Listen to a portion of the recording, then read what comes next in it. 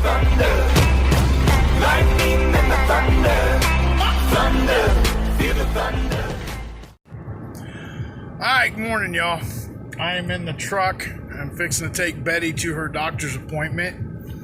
And when I mean doctor's appointment, I mean oil change. I always, for some odd reason, I always say I'm taking her to her doctor's appointment. She's going to get her shoes rotated. She's going to get all her fluids checked and all that good stuff. So I'm going to get into this a little more detailed because I take Betty to the Ford dealership, and there's a reason behind this. And I will get into that here in a minute, especially when I rewatch this, and because I watch everything before I post it, and I only do one take. I don't sit and take and retake and retake and retake, because that's why there's so many blunders and screw ups. I don't believe in retaking. I believe in being me and filming the first time. And if you don't get it right the first time, who cares? And if you just now, as you can tell, I am not the best speaker in the world. I do not have the best speech. It seems like the older I get, a little more stuttering comes out, or I don't know what exactly I'm saying, and that's fine. I have no problem with that. As long as you guys are watching it and you're entertained, that's all that matters. But I refuse to do take after take after take after take. I won't do that. And I think that's, I've had comments in the past that that's why people love watching me, because I don't do that kind of stuff. I take it the first time, and if it turns out, it turns out. If not, I'm still posting the damn things, no matter what it turns out to be. So anyway, you guys stay tuned. I'll probably do a little more video of it. I'm getting ready to take off now. That's why I don't want to do that, because I have to hurry up and head over to Blythe, California.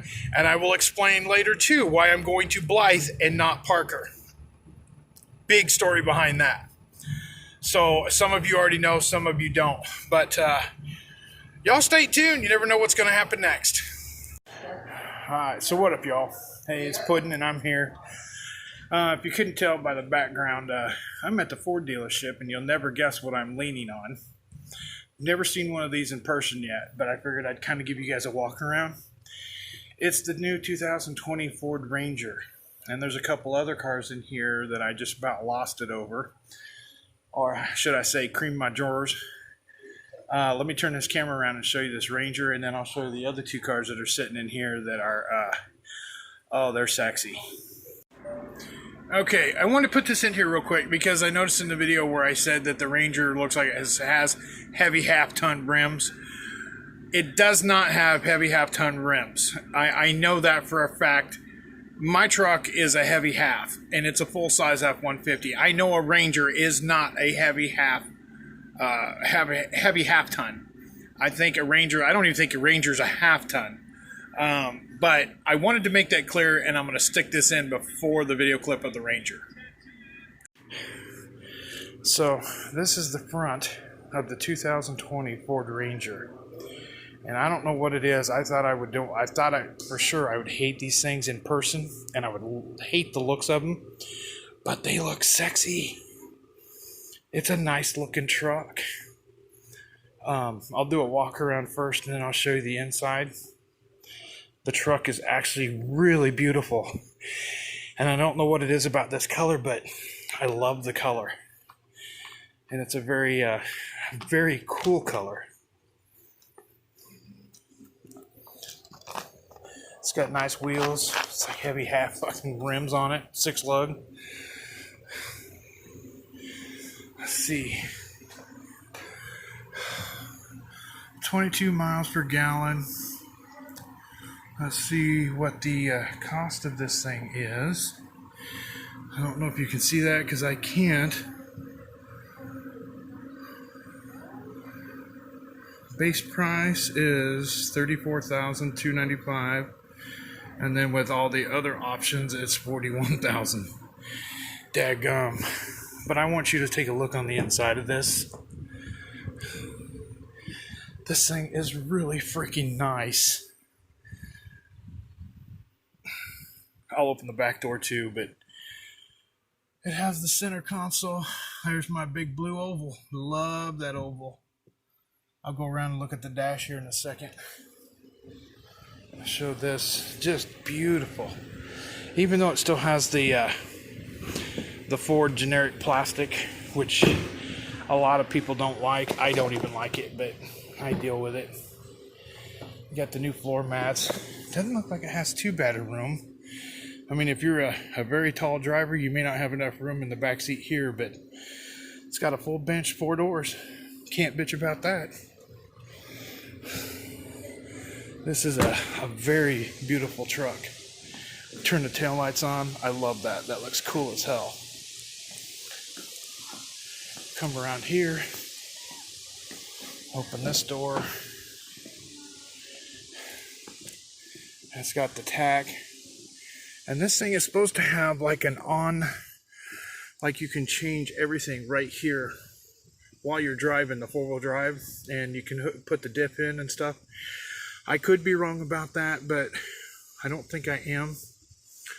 So, but this thing is gorgeous. I love this truck. So now, I'm going to turn around and show you look at this sexy bitch. Oh my God. 5.0 Mustang, all black. They got the hood popped up on her. It's the GT. God, that just looks mean. If I'm not mistaken, I think that's a Hellcat eater right there. Hell yeah. This thing is a beautiful, beautiful bitch. My God, she is so sleek and so sexy. And to look inside one, I'm not getting in it. But you can see the old school part of it from the older Mustangs, how they've integrated part of the old school and the gauges, how they set in a little bit. I just think that is so cool that they've done that. I don't like it that it's an automatic though. I would rather have a 6-speed, 5-speed or 6-speed. But it is so beautiful, all black. Then we're going to walk over here, and they got a GT 350 sitting over here. They have a couple used bikes here too, and a couple quads, or a quad and two used bikes. But this is a Shelby GT 350. Tell me this ain't sexy. Oh my God. For those of you who want to know, this right here is my dream car. I love the Shelbys. This thing is gorgeous. It's like a smoke gray color. I just love the Shelby Cobra Snakes. Oh. Take a look. Oh, is it? Oh, it is. Look at this. It is a 5-speed. No, it is a 6-speed. 1, 2, 3, 4, 5. It is a 6-speed. Now this is the car to have. Yeah, it's a little dangerous to drive, but I'm telling you what, this thing is sexy. Carbon fiber. I just don't like the carbon fiber dash. Never been a huge carbon fiber guy, but yeah, this old girl. Of course we conserve it, we build it. Then you got President's Award. This place is actually pretty cool. And then they have, you got stuff all in here. We are in the waiting room. And no, it's not the parts department, it's just the waiting room. So this is where I'm sitting. Let me turn this back around. Alright, y'all. So I'm sitting here in the waiting room. And, are you okay being on camera or not? And Kat rode with me because they have an alternator they need to return to O'Reilly's. But I like her company. She's a sweet woman. So anyway, I want to explain why I decided to come here, and I do all my dealings at Ford dealerships than anything else. I have went to like Minute Lubes and stuff like that. They're going to charge you anywhere from $80 to $90, even if it's a synthetic blend. And I don't trust them. I've heard too many things about people going and going there and they cross thread the oil filter or the oil pan plug, and then all of a sudden they're riding down the road and then the truck blows up or their car blows up, and then they won't cover it. I just don't like dealing with those. I deal with the Ford dealership all the time. I've had nothing but good luck. This will be the most expensive oil change I've ever had at a Ford dealership, and that's at $50. Normally it's around $40 to $45, and that's with the send blend, that's rotating the tires, that's checking all my fluids, filling all the fluids, that's doing everything that there is possible. And Ford has been real good to me about doing all that stuff. Plus I have documented proof of all the care that I do to my vehicles. Now, some of you know I went up to Parker, to the Ford dealership up there. That's where I last had my oil change done on Betty. Well, they changed it from 5,000 miles to 3,000 miles. Well, all the dealerships that I've been to, and this will make the sixth one, that you can go with a synthetic blend to 5,000 miles. If I go full synthetic blend, I can go up to 7,000 miles for oil change, but then you're looking at about $90 for an oil change, which probably is not that bad. But right now, the send blend is fine. My truck doesn't even have 100,000 miles on it. Probably when my truck hits 100,000 miles, I will probably do the full synthetic, and then that way I can go 7,000 miles. But they had changed my gauge back. So instead of going off every 5,000 miles, now it goes off every 3,000 miles. I've called different Ford dealerships to ask them why. And they said probably because they want more money and they want it more often. So I refused to go up to Parker anymore, because when I bought the truck, I had asked the dealership 5,000 miles, and they said, yes, every Ford dealership will do it every 5,000 miles. And then Parker didn't. So I don't trust Parker anymore, because that's all they want. They're wanting the money. I don't blame them. I mean, if I ran a place, I would probably do the same thing. No, I wouldn't. Because if you can go 5,000 miles without an oil change, I would say, okay, you can go 5,000 miles and then get your oil changed. I've loved it because I don't have to do an oil change that often, but I'm using the Motorcraft synthetic blend, which works great in my truck. Betty loves it. I also use Seafoam. Every time I get the oil change, I put a can of Seafoam in the fuel tank.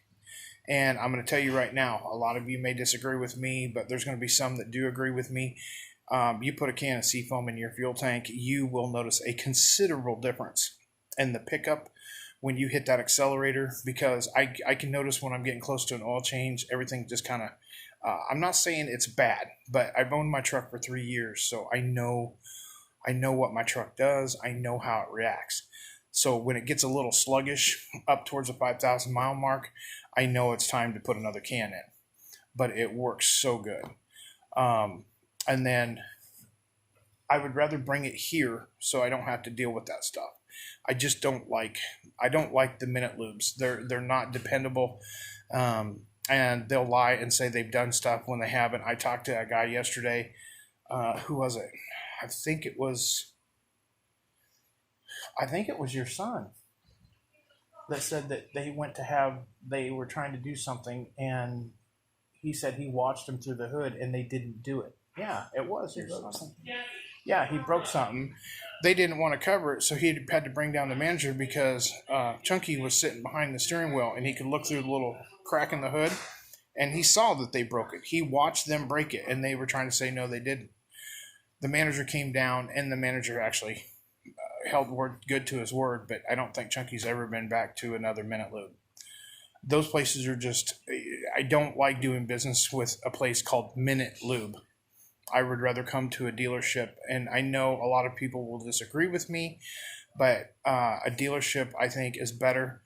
And I have, if anything ever went wrong with the truck, or if I ever went to sell the truck, they will find out that every 5,000 miles I had the oil changed at a Ford dealership, and I have those records to back it up.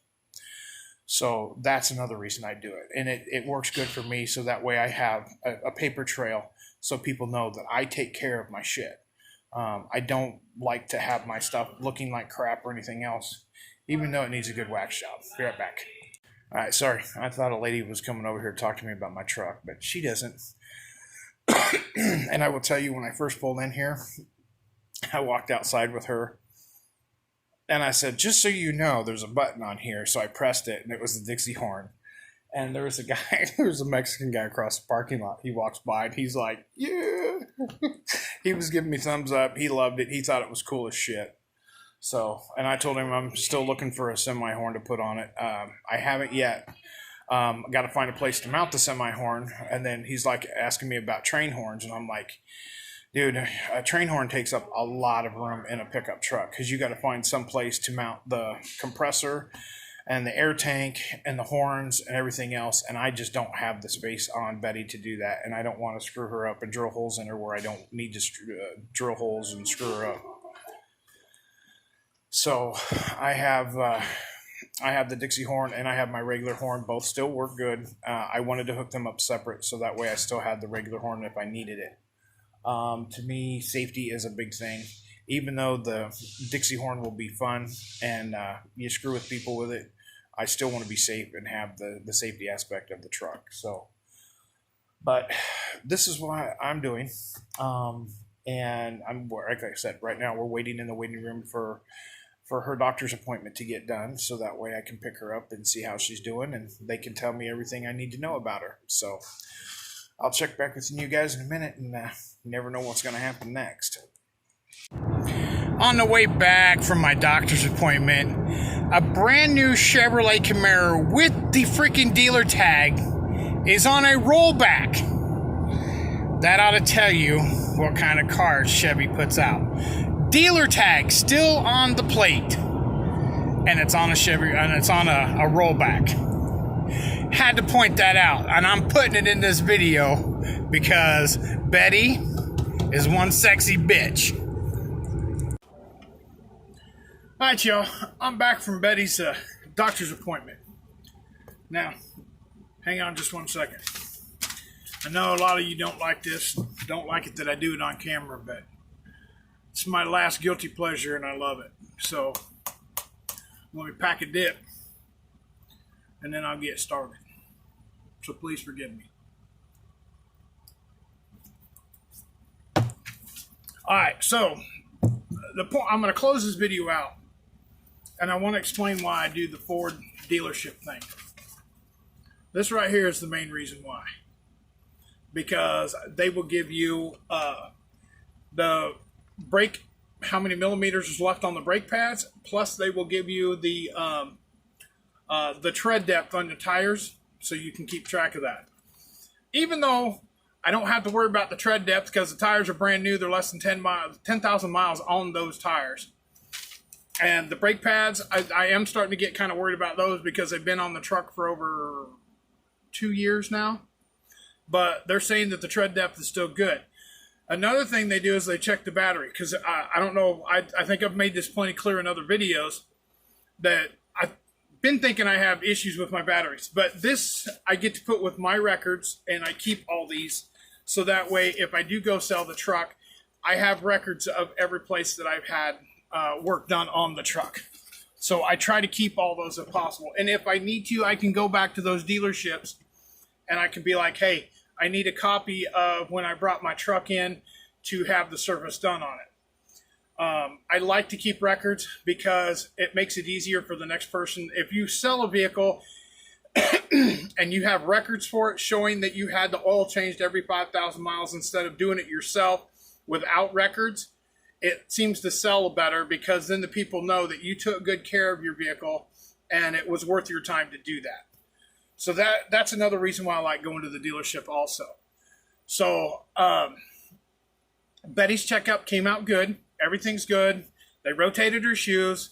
The oil got changed good. Everything was fine. Now, she was explaining to me about this 3,000, 5,000 mile thing. I don't completely understand it because every other time before I went to Parker, the oil change required would come on the dash because of the computerized stuff in the truck. Anytime before that, my truck literally went 5,000 miles, whether I was towing or not towing, or whatever. It would be 5,000 miles, then that would go off. Now, unfortunately, since I took it to Parker, now it's going off every 3,000 miles. So it didn't happen until I took it to Parker. Now, I talked to an older gentleman in there. His name was Wayne. I don't think Wayne will end up watching this, but Wayne, Second Amendment buddy, love you. He is also retired Vietnam vet. Me and him had a nice little talk. I love talking to the older people that were in Vietnam. When I was younger, I used to go to nursing homes and talk to the old World War II vets. I'm telling you right now, there is no better feeling than to talk to those people that used to be in those wars, because they tell you stories that you have just never heard of, and I love them. Anyway, back on track.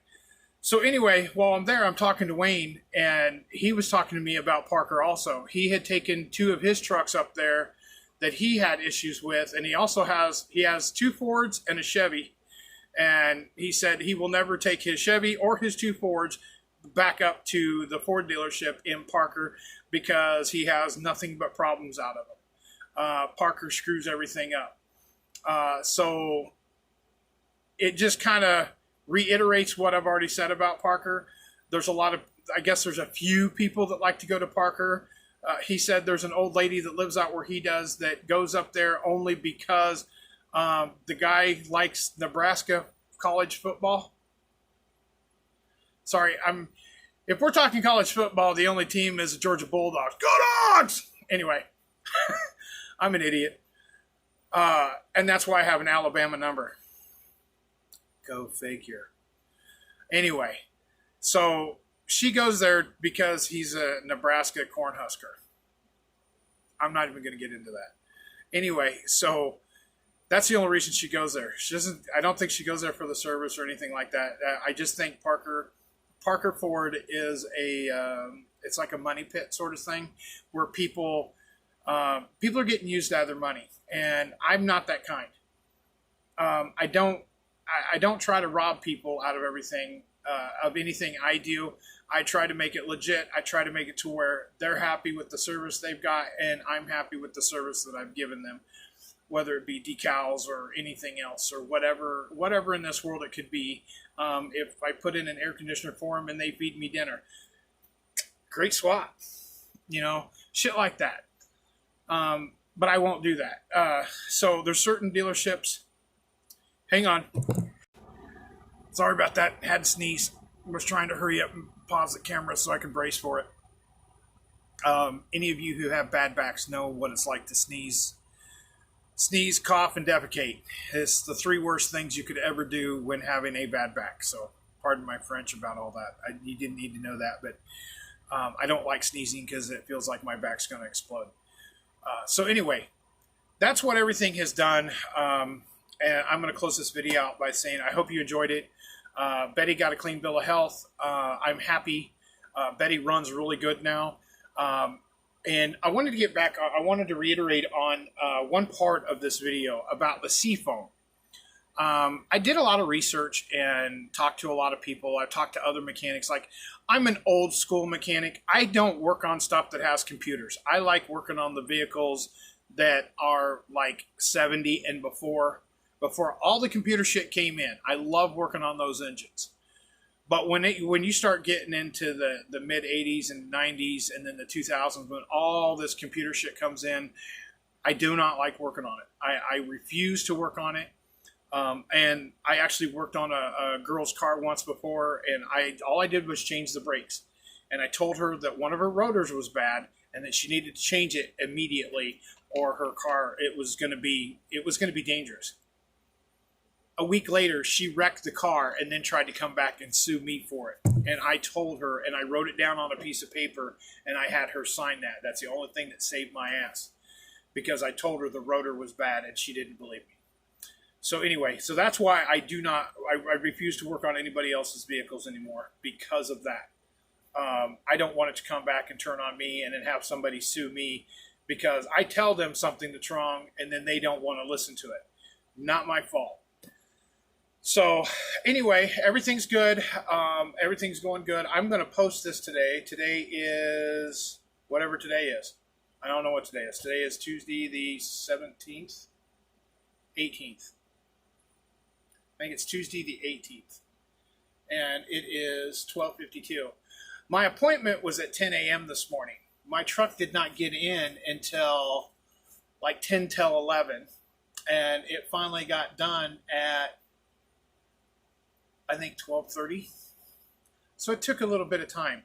But here's the thing. The lady at the Ford dealership actually came out and told me, she goes, the guy that came in first thing this morning brought a customer's car in that was going to be in all day. He put it in the shop. He started working on it. And in the process of doing that, they took all the oil changes and backed them up about an hour. So every oil change today was backed up about an hour. They at least come down and said something.